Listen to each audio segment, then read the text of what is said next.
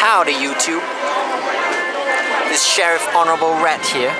I don't know why I got my face up on this trash bin right here in Westernland, but I was walking around Westernland and minding my own business.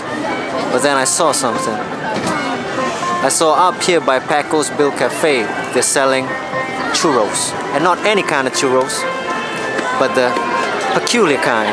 They got the Cafe au lait. I don't even know if I'm pronouncing this right. It might be French, Cafe au lait. But I'm gonna get it, and I'm gonna try it, and I'm gonna share it with you guys. Hope you guys enjoy this video. Someone just threw something in the trash bin right over there. That's why you heard the thump sound. So here we go. We got Paco's Bill Cafe, and right here, churro, Cafe au lait for 310 yen. Hello again YouTube. I got myself one of these right here.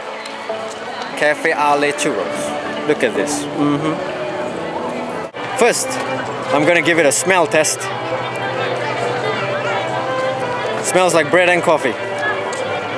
Smells like breakfast. I like it. Now we're gonna give it a try.